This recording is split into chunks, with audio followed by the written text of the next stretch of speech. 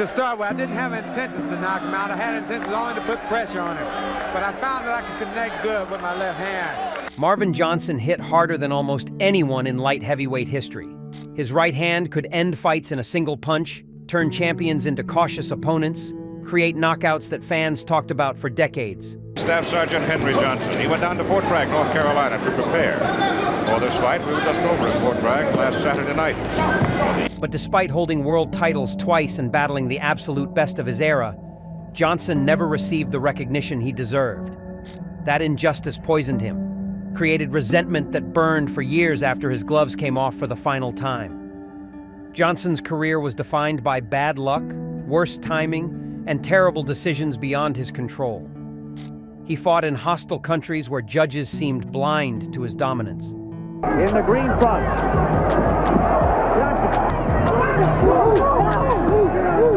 He faced opponents at their absolute peak, while his own team mismanaged crucial opportunities. Every time he climbed back to the top, something or someone knocked him down again. Not always fairly, not always honestly. The hatred Johnson carried wasn't about jealousy or weakness. It came from knowing he was good enough to be great, but watching the system deny him repeatedly. Controversial decisions, promotional failures, physical wars that destroyed his body. Each setback created another enemy, another source of lasting bitterness. Today, we're counting down the 6 boxers and forces that Marvin Johnson despised most. These weren't just opponents. They were thieves who stole pieces of his legacy, leaving scars that championship belts could never heal. Let's begin. 6. Leslie Stewart.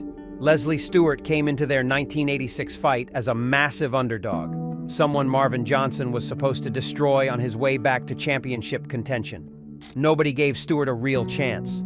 The odds reflected what everyone believed. Johnson's experience and power would overwhelm the younger, less proven challenger. But boxing has a cruel way of humiliating fighters when they least expect it, and Stewart delivered one of the sport's most shocking upsets. The knockout came suddenly and devastatingly. Stewart landed a perfect right hand that caught Johnson completely off guard. Marvin collapsed instantly, unconscious before hitting the canvas. The referee didn't even bother counting. Johnson was done, flat on his back, dreams shattered in one terrible moment. The embarrassment of lying there while Stewart celebrated was something Johnson never recovered from emotionally. What made the loss unbearable was how it destroyed Johnson's narrative. He'd been selling himself as a comeback story, a former champion ready to reclaim glory. Stewart erased that story with one punch, replacing it with a new narrative. Aging fighter getting knocked out cold by someone nobody knew. The media coverage was brutal, treating Johnson like he was finished, washed up, irrelevant. Stewart's celebration felt disrespectful to Johnson. The dancing, the showboating, the pure joy, it all seemed excessive for beating someone the world expected you to lose against anyway.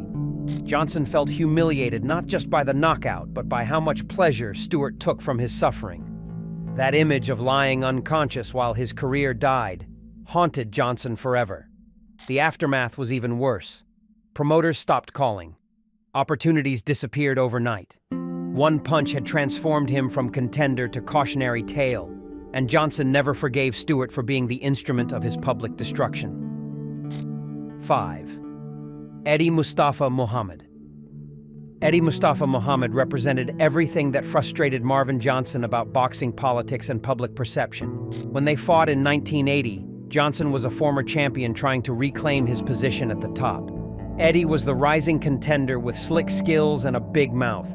Their fight turned into a brutal war that ended with Johnson taking a beating he believed shouldn't have happened. The pre-fight trash talk got under Johnson's skin immediately. Eddie questioned whether Johnson still had anything left, suggested his championship days were behind him, claimed the older fighter was ripe for the taking. Those words attacked Johnson's pride at a vulnerable moment. He needed respect, needed people to believe in his comeback, and Eddie gave him nothing but dismissive predictions. When the fight ended with a stoppage victory for Eddie, Johnson felt robbed of a fair chance. He argued the referee jumped in too quickly, that he was still fighting back, that the stoppage denied him the opportunity to turn things around. Whether true or not, Johnson carried that belief forever. In his mind, Eddie didn't beat him. The referee gave Eddie an undeserved victory. Eddie's post-fight comments made everything worse. He celebrated like he'd destroyed a legend, acting as if Johnson was never truly elite competition. That dismissive attitude denied Johnson the respect he'd earned through years of championship-level fighting. Eddie treated him like a stepping stone rather than a dangerous former champion. What Johnson hated most was how boxing embraced Eddie's narrative.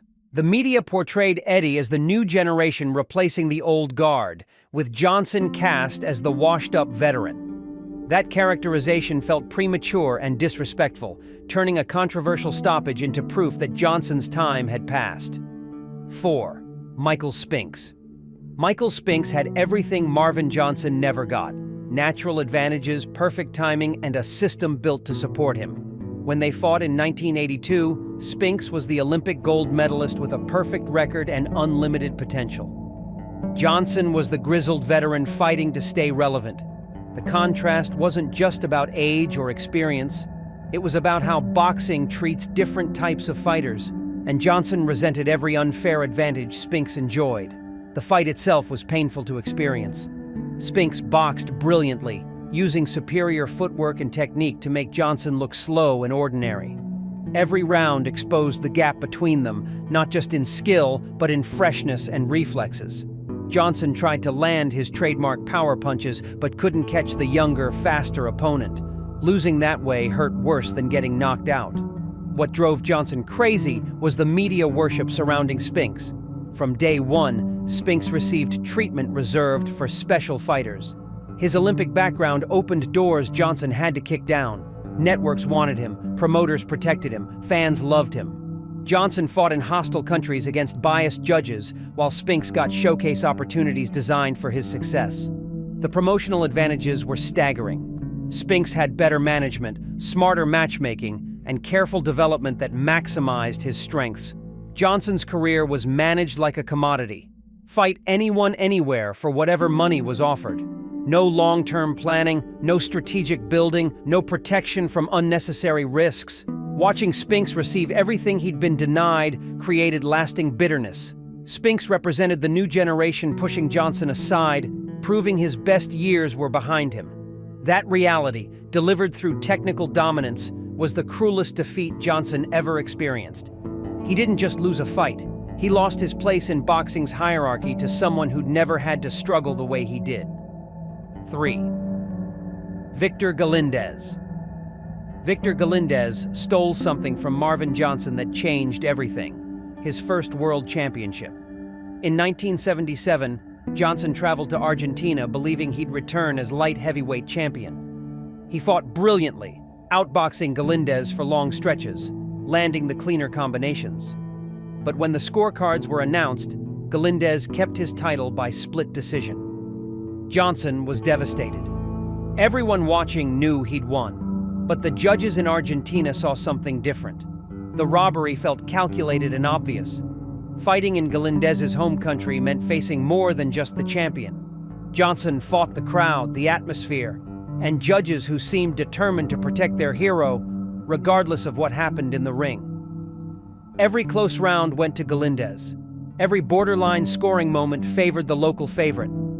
Johnson left, feeling like the system was designed against him from the beginning. Galindez's rough fighting style made everything worse. He wasn't just technical. He was physical and borderline dirty. The constant holding, the questionable tactics, the way referees allowed behavior they'd penalize from Johnson.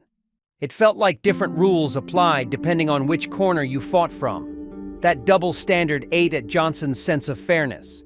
The injustice cost Johnson years. Instead of beginning his championship reign in 1977, he had to wait and fight his way back to another opportunity.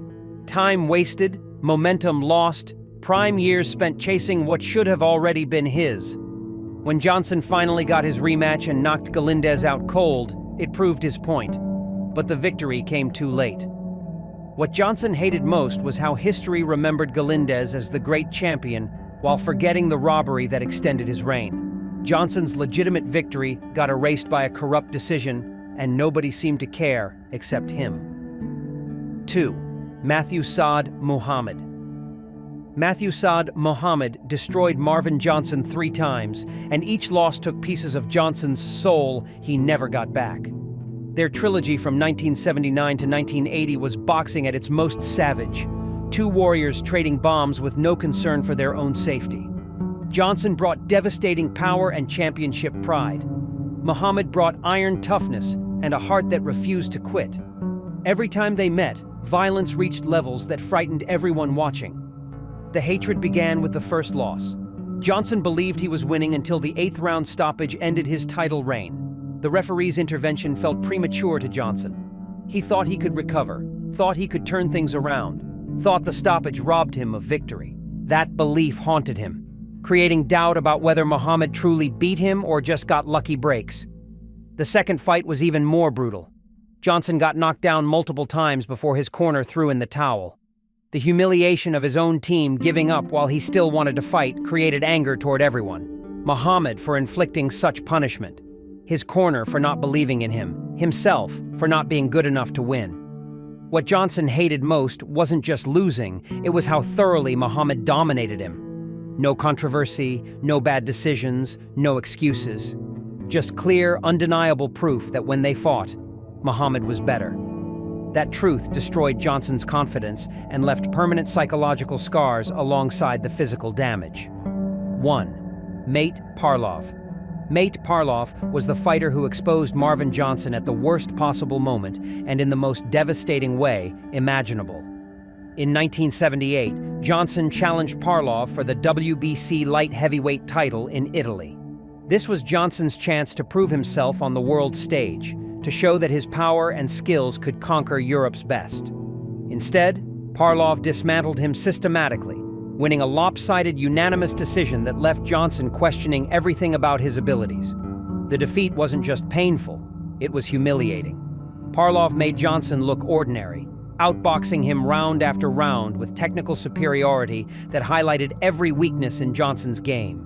The power that usually scared opponents meant nothing against Parlov's disciplined defense and precise counterpunching. Johnson left Italy knowing the world had watched him fail spectacularly when the stakes were highest. What made Johnson hate Parlov was the European arrogance that came with victory.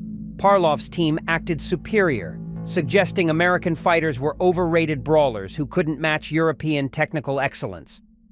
That dismissive attitude dismissed Johnson's entire fighting philosophy, reducing him to a one-dimensional slugger. The disrespect cut deeper than the defeat itself because it attacked his identity as a complete fighter. What haunted Johnson forever was knowing he never got revenge. Parlov retired shortly after their fight, denying Johnson the rematch that could have rewritten the narrative. That unfinished business aided him for decades, the permanent stain of a decisive loss he never got to avenge. Marvin Johnson's power deserved better than the career he got. Hit subscribe and tell us which injustice hurt him most. More forgotten boxing legends coming soon. Don't miss it.